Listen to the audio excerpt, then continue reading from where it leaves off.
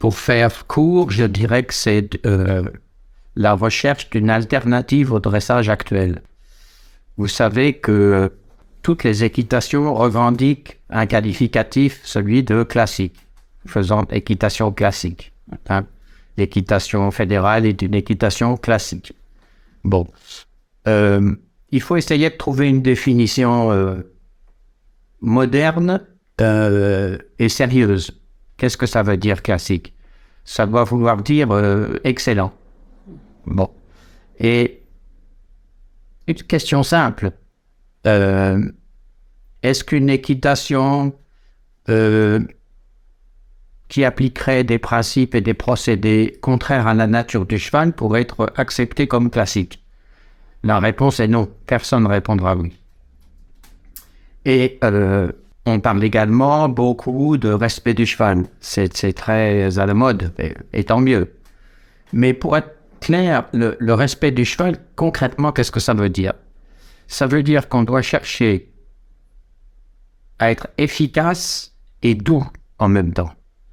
Et la seule possibilité d'être efficace et doux, par des moyens doux, c'est d'avoir une philosophie, des principes et des méthodes de travail qui découlent directement de la nature du cheval, c'est-à-dire d'une connaissance approfondie de ce que c'est qu'un cheval. On a aujourd'hui des connaissances énormes, hein, il y a beaucoup de sciences qui nous apprennent beaucoup de choses, entre l'anatomie, la physiologie, la biomécanique, une connaissance approfondie de la locomotion, des questions d'équilibre, d'éthologie, de neurosciences, etc. Et si on collecte toutes les données utiles de ces différentes sciences, on s'aperçoit qu'il y a, pour être efficace et doux, il n'y a qu'une solution. Et cette solution, ça s'appelle la légèreté. Ce concept qui a été avancé par la Guérinière, ensuite beaucoup travaillé par Baucher et d'autres, un General Lott, etc., et qui est particulièrement revendiqué dans la culture française, mais plus guère appliqué malheureusement, c'est cette idée-là. C'est-à-dire qu'on doit établir avec le cheval une communication par les aides, le langage. Donc on enseigne un langage d'abord. Et avec ce langage, on fait de la gymnastique, pas le contraire. Hein? Et pour être concret, parce que les grandes idées et les belles déclarations, c'est très joli, mais comme on pourrait paraphraser un auteur célèbre, il n'y a pas de respect du cheval, il n'y a que des preuves de respect du cheval.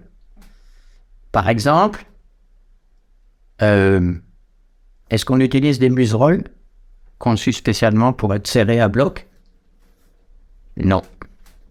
Est-ce que si on veut respecter la bouche, le cheval doit pouvoir être libre de sa mâchoire et de sa langue. Alors, la légèreté, ça rejoint cette idée-là.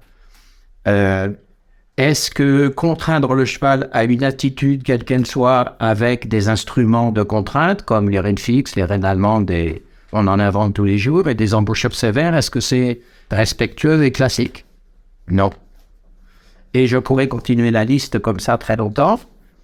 Est-ce que arriver à amener à un bon niveau un cheval, est-ce qu'on ne peut y arriver que si le cheval a des aptitudes invraisemblables et a coûté des fortunes? Ou est-ce qu'on a les moyens d'amener à un assez haut niveau d'équitation savante un cheval normal, ordinaire? Voilà, tout ça, ce sont des exemples. Et il y a des méthodes, il y a des principes, des méthodes, des procédés qui permettent ça. Et on les regroupe sous le terme de légèreté. C'est la philosophie de la légèreté, c'est ça. Les élèves de l'école, qui est d'abord une formation d'instructeurs, donc ce sont des formations des instructeurs, et les élèves de ces instructeurs-là, ce sont des gens qui enseignent déjà, mais qui sont un petit peu découragés, qui ont envie de passer à un niveau de connaissance et de culture équestre plus élevé, et qui veulent avoir des méthodes de travail, des chevaux et d'enseignement rationnels, intelligibles, explicables, ce qui est la moindre des choses. Et je dirais que On n'a pas besoin d'avoir des gens qui soient des génies. On n'a pas besoin d'avoir des chevaux formidables. On a besoin d'avoir des gens motivés, qui savent ce qu'ils veulent et qui sont prêts à assumer d'être différents.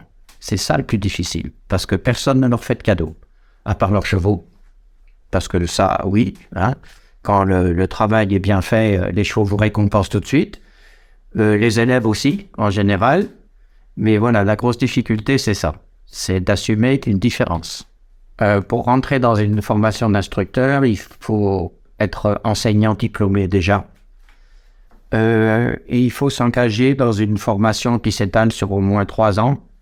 Il y a 3 stages par an, de 4 jours chacun. Les élèves suivent ce cours avec leur cheval personnel. Et ils ont des cours théoriques abondants. Ils ont également des applications pédagogiques. Et à la fin, passer le diplôme, ils doivent présenter leur cheval à un niveau relativement exigeant déjà pour le premier stade. Présenter leur cheval avec succès. Et ils doivent faire un exposé sur un sujet tiré au hasard.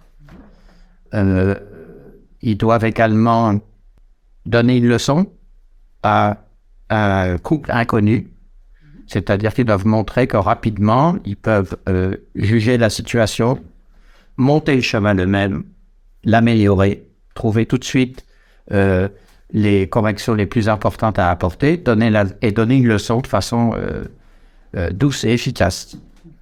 Et puis également, ils doivent présenter un élève personnel et son cheval. Voilà. Et donc, quand ils réussissent à ces 4 épreuves-là, ils ont le niveau 1. Ensuite, il y a des niveaux 2, 3, 4, 5 avec en élevant les exigences.